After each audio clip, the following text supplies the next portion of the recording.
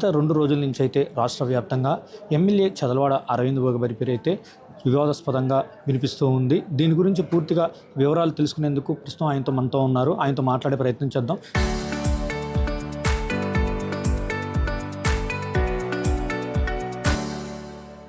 చెప్పండి సార్, గత 2 రోజుల నుంచి అయితే రాష్ట్ర వ్యాప్తంగా మీ పేరు అయితే సోషల్ మీడియాలో కానీ అటు అన్ని ఛానల్స్లో కానీ బయటకు వస్తూ ఉంది.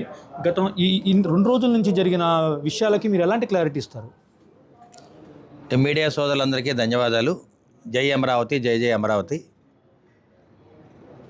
అరవింద్ బాబు అనేవాడు అందరివాడు. ఇప్పుడు కూడా ప్రశాంతంగా చాలా ఓర్పుతోటి ప్రయాణం చేస్తూ ఉంటాడు. 2019 ఎలక్షన్స్లో ఓడిపోయిన తర్వాత కూడా నేను ప్రజల అభిమానాన్ని చూరగొని ప్రజల్లోకి వెళ్ళి ప్రతి గడపకి 5-6 సార్లు వెళ్ళి ప్రజల దీవెనతోటి నేను ఇవాళ గెలవడం జరిగింది. చాలా ఓర్పుతో ఉంటాను. నా కార్యకర్తలకి, నాయకులకి, మా మహాశక్తి మహిళలకు కానీ, వీర మహిళలకి, టీడీపీ, జనసేన, బీజేపీ ఆధ్వర్యంలో అందరికీ అభిమాన పాత్రుడిగా నేను ఎప్పుడు కూడా ప్రయాణం చేస్తూ ఉంటాను. ఇటువంటి కార్యక్రమాల్లో ఒక ఎస్పీ ఆఫీస్లో లీగల్ అడ్వైజర్గా ఒక పోస్ట్ కోసం అప్లై చేయడం జరిగింది. ఇది జరిగి 8 నెలలుగా వస్తుంది. శ్రీ రామనేని ప్రసాద్ గారు వారు ఎంపీ ఆఫీస్లో ఎలక్షన్ రోజుల్లో అతను చీఫ్ ఎలక్షన్ ఏజెంట్గా పనిచేయడం జరిగింది. వారి కోసం ఇన్ఛార్జ్ మినిస్టర్ గారు లెటర్ ఇచ్చారు, ఎంపీ గారు లెటర్ ఇవ్వడం జరిగింది, జీవి ఆంజల్ గారు లెటర్ ఇవ్వడం జరిగింది, ఎమ్మెల్యేగా నేను ఇవ్వడం జరిగింది. ఆ లెటర్ని ఫార్వర్డ్ చేయమని 8 నెలల క్రితం ఎస్పీ ఆఫీస్లో హ్యాండ్ ఓవర్ చేయడం జరిగింది. 8 నెలలు గడిచినా కానీ ఆ లెటర్ని ఫార్వర్డ్ చేసామని చెప్తున్నారు. మేము డీజీపీ ఆఫీస్కి వెళ్ళినా, హోమ్ మినిస్టర్ ఆఫీస్కి వెళ్ళినా ఎక్కడికి కూడా ఆ లెటర్ రాలేదని చెప్పడం జరిగింది. తర్వాత ఒంగోలు, నెల్లూరు ఇక్కడ ఎస్పీ ఆఫీసులో లీగల్ అడ్వైజర్ని అపాయింట్ చేయడం జరిగింది. ఇటువంటి కార్యక్రమాల్లో అపాయింట్మెంట్ ఆర్డర్ వచ్చిన తర్వాత నెల్లూరు, ఒంగోలు ఆ లెటర్ చూసిన తర్వాత మేము ఎస్పీ గారిని కలవడం జరిగింది. సరే, మా లెటర్ అయితే ఇట్లా ఫార్వర్డ్ చేయలేదు, లెటర్ మాకుంటే హ్యాండ్ ఓవర్ చేయండి. మేము ఏదైతే లెటర్ మీకు ఇచ్చామో ఇన్ఛార్జ్ మినిస్టర్ గారు కానీ, ఎంపీ గారు కానీ ఆ లెటర్స్ మాకు హ్యాండ్ ఓవర్ చేయమని చెప్పడం జరిగింది. కానీ ఎస్పీ గారికి తెలుసో లేదో మరి వాళ్ళ ఆఫీస్ వాళ్ళు చేసిన తప్పు వల్ల మరి లెటర్ ఫార్వర్డ్ చేయడం జరగలేదు. కాబట్టి ఇవాళన్నా లెటర్ ఫార్వర్డ్ చేయండి డీజీపీ ఆఫీస్కి. ఫార్వర్డ్ చేస్తే అపాయింట్మెంట్ ఆర్డరు మరి వాట్సాప్ గవర్నెన్స్ ద్వారా ఎమ్మటే వస్తుందని చెప్పి నేను మౌన పోరాటానికి కూర్చున్నా. నాకు అపాయింట్మెంట్ ఆర్డర్ ఇవ్వాలి, మీరు చేసిన తప్పు కాబట్టి ఇది మీ తప్పు. ఇది ప్రభుత్వ పరంగా మేమైతే కరెక్ట్గా ఉన్నాం, ఎమ్మెల్యేగా నేను కరెక్ట్గా ఉన్నాను, మా నాయకులు, కార్యకర్తలు మాకు నిబద్ధతోటి మేము ఉన్నాము, ఓర్పుతోనే ఉన్నాము, ఇప్పుడైనా ఫార్వర్డ్ చేయమని చెప్పాం. అయితే అక్కడ మీకు ఎస్పీకి చిన్న వాగ్వాదం లాగా జరిగిందనేది కూడా బయట ప్రచారం జరుగుతుంది పూర్తిగా. ఎస్పీ గారు కానీ మేము కానీ ఎక్కడికక్కడ తొందరపడిన సమావేశం లేదు, ఎటువంటి భావావేశం లేదు. ఇట్లా ఫార్వర్డ్ చేయండి సార్, మేము అపాయింట్మెంట్ ఆర్డర్ తీసుకొని నేను వెళ్తాను, ఎందుకంటే ఇన్ని రోజులు డిలే జరిగింది, మీ వల్ల తప్పు జరిగింది కాబట్టి నాకు అపాయింట్మెంట్ ఆర్డర్ ఇవాళ ఫార్వర్డ్ చేసి ఇప్పించాలని చెప్పా. ఇవాళ అపాయింట్మెంట్ ఆర్డర్ ఇవ్వాలంటే పెద్ద టైం ఏం పట్టదు. వాట్సాప్ గవర్నర్ ద్వారా ప్రతి కార్యక్రమాన్ని ఒక రోజులో చేయొచ్చు. కానీ ఒక రోజులో చేసే పని 1 సంవత్సరం పడతా ఉంది ఇప్పుడు. అందుకని ఈ వ్యవస్థలో మార్పు తేవాలి. ఈ వ్యవస్థలో మార్పు తేవాలంటే నేను ఏ విధంగా పోరాటం చేయాలి? మౌన పోరాటం చేశాను. ఎస్పీ ఆఫీస్లో కూర్చొని ఆ ఫార్వర్డ్ చేసి అపాయింట్మెంట్ ఆర్డర్ ఇప్పించమని అడిగాను. ఈ కార్యక్రమంలో నాకు పల్లా శ్రీనివాసరావు గారు ఫోన్ చేస్తూ నేను వినటం జరిగింది ఆయన మాటలు కూడా. అదేవిధంగా మా పల్నాడు జిల్లా మరి ప్రెసిడెంట్ కూడా రావడం జరిగింది, బాస్టియం ప్రవీణ్ గారు కూడా వచ్చారు. వీళ్ళందరూ వచ్చిన తర్వాత అపాయింట్మెంట్ ఆర్డర్ ఇవ్వండి, తప్పు ఇక్కడ జరిగింది కాబట్టి దాన్ని వాళ్ళు కరెక్ట్ చేసుకోవాలి.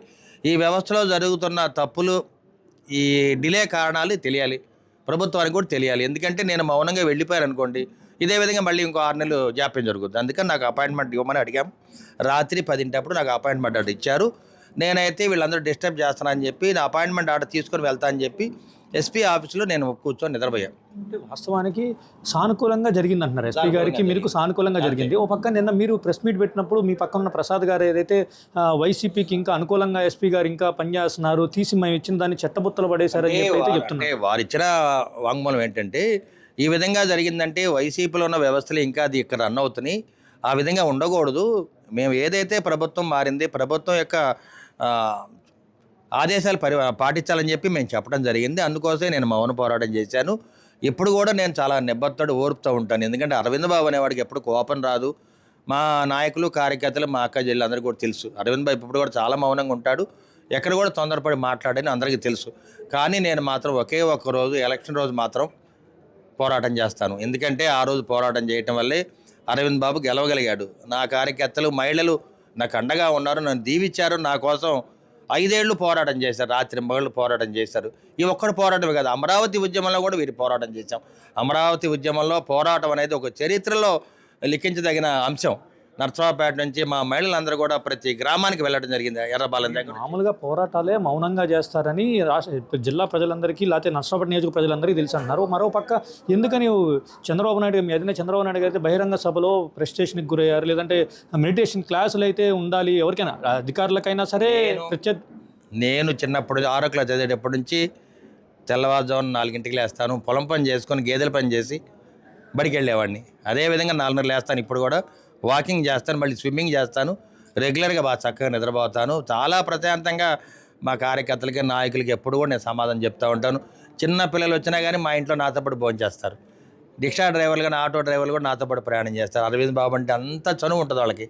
నేను ఎప్పుడు కూడా టెంపర్మెంట్ లూజ్ అయ్యే వ్యక్తిని కాదు. నేను యోగా చేయాల్సిన అవసరం లేదు, నేను వాకింగ్ చేస్తాను, స్విమ్మింగ్ చేస్తాను. నా దేహదారిద్ర్యం కూడా చాలా గొప్పది. 2 రోజులు కూడా భోజనం చేయకుండా నేను అలానే ఉంటాను. నేను మౌన పోరాటం చేసి మొన్న ఉదయం పాటు 10ంటికి వెళ్ళి రాత్రి 10ంటి దాకా చొక్క మంచినీళ్ళు కూడా తాగకుండా అక్కడే కూర్చున్నాను. ఎందుకంటే వ్యవస్థలో లోటుపాట్లు ఎత్తి చూపాలి, ఇది నా ధర్మం. ఒక ఎమ్మెల్యేగా మేము చేయాలి. ఎందుకంటే మా ఇన్ఛార్జ్ మినిస్టర్ గారు, ఎంపీ గారు, హోమ్ మినిస్టర్ గారు ఫోన్ చేసినా వాళ్ళు స్పందించలేదంటే చాలా బాధపడదగ్గ విషయం. ఇది మొత్తం కూడా మీడియాకి లీక్ చేసింది కూడా పోలీస్ డిపార్ట్మెంట్ అక్కడ ఉన్న వ్యక్తులే. వాళ్ళందరూ కూడా 2 వ్యక్తులు అక్కడ వ్యవస్థని పాడు చేస్తూ ఉన్నారు. గడిచిన సంవత్సరం కూడా ఒక ఎస్పీ గారు ఉన్నప్పుడు శ్రీనివాస్ గారు కూడా అప్పుడు కూడా లీగల్ అడ్వైజర్ని వాళ్ళు అపాయింట్ చేయనీయలేదు. కానీ ఎస్పీ గారు వచ్చిన తర్వాత అయినా మేము అపాయింట్ చేద్దామని ప్రయత్నం చేశాము. ప్రభుత్వం కూడా మాకు అండగా ఉంది. ఎప్పుడు కూడా అరవింద్ బాబు తప్పు చేయడు. ఇక్కడున్న మా అక్క చెల్లెలు కూడా వాళ్ళు కూడా మాట్లాడతారు కావాలంటే. ఎందుకంటే ఎప్పుడు కూడా చాలా మౌన పోరాటం చేస్తాను, మౌనంగానే ఉన్నాను. ఎక్కడ కూడా ఎస్పీ గారిని అగౌరవపరిచింది లేదు. ఎస్పీ గారు మేమిద్దరం కూడా చాలా గౌరవంగానే మాట్లాడుకున్నాము. వారు చేసిన తప్పు కప్పిపుచ్చుకోవడానికి వాళ్ళు ఈ వ్యవస్థని ఏదో మార్పు చేయడం జరిగింది. మీడియా అధిష్టానం నుండి అయితే ఇంతవరకు మీరు ఫోన్ చేసినా కూడా స్పందించలేదు అంటున్నారు. ఇప్పటికి ఏమైనా మీరు స్పందించడం జరిగిందా? అధికారులకి అధిష్టానానికి మీ ఇక్కడ జరిగిన సిచ్యువేషన్ గురించి మీరు ఏమైనా చెప్పడం జరిగిందా? చెప్పలేదండి, నేను ఇంతవరకు చెప్పలేదు. ఎందుకంటే నేనేం తప్పు చేయలేదు.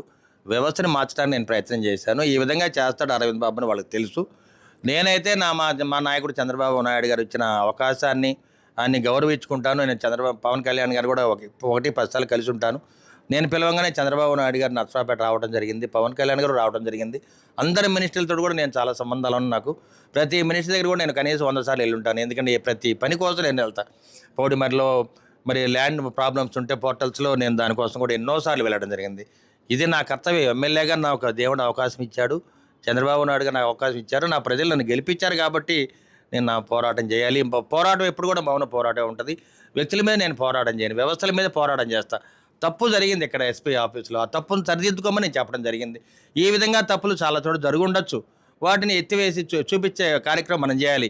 ఇవాళ అరవింద్ బాబు మీద ఏలెత్తి చూపాల్సి, ఒక ఏళ్ళు నా వైపు చూస్తే మీ వైపు 4 ఏళ్ళు ఎత్తిరి చూస్తుంటాయి. అందుకని ఇది మొత్తం కూడా లీక్ చేసింది ఎస్పీ ఆఫీస్లోని. ఎస్పీ ఆఫీసులో ఉన్న ప్రభుత్వ అధికారులు దీన్ని మీడియాకి లీక్ చేయడం జరిగింది. నేనైతే చాలా మౌనంగా ఆఫీసులో కూర్చొని రాత్రి 10ంటికి అపాయింట్మెంట్ ఆర్డర్ తీసుకొని రావడం జరిగింది. ఈ కార్యక్రమంలో పల్నాడు జిల్లా అధ్యక్షులు భాష్యం ప్రవీణ్ గారు, పత్తిపాటి పుల్లారావు గారు నాకు పూర్తిగా నాతో టచ్లో ఉన్నారు. పల్లా శ్రీనివాసరావు గారు కూడా నాతో మాట్లాడడం జరిగింది. కానీ నేను ఒకటే, ఇవాళ వ్యవస్థలో ఈ తప్పులు జరుగుతున్నాయి కాబట్టి ఈ విధంగా నేను చేయటం వల్ల మౌన పోరాటం, ఈ వ్యవస్థ నేను బయటికి తేవడం జరిగింది. అదేవిధంగా మా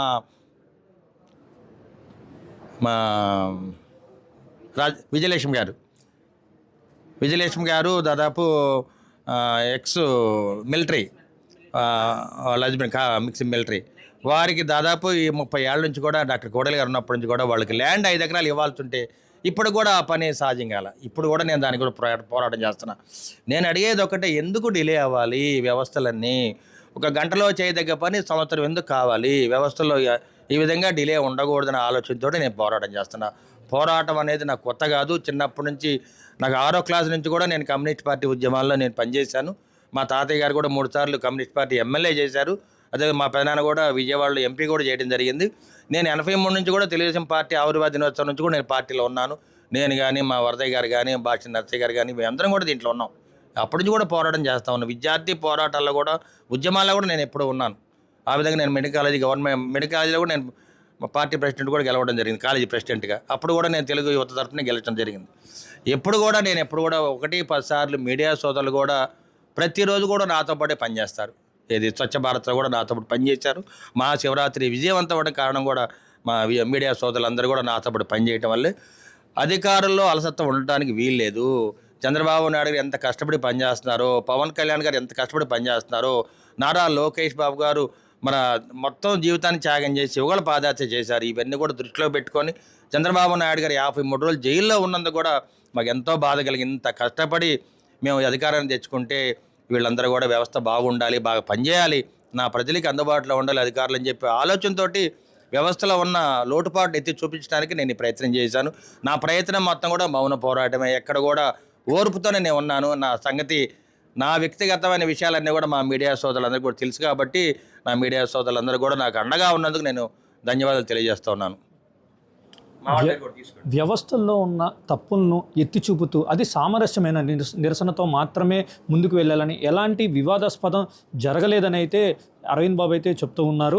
అదేవిధంగా అరవింద్ బాబు గురించి అధిష్టానానికి పూర్తిగా తెలుసునని, కార్యకర్తల కోసం, తమ ఉద్యోగాల కోసం కానీ ఏదైనా కార్యకర్తల కోసం ఎంత దూరమైనా వెళ్ళడానికైనా సిద్ధమంటూ కూడా చదలవాడ అరవింద్ బాబు గారు అయితే చెప్తున్న పరిస్థితి అయితే ఉంది.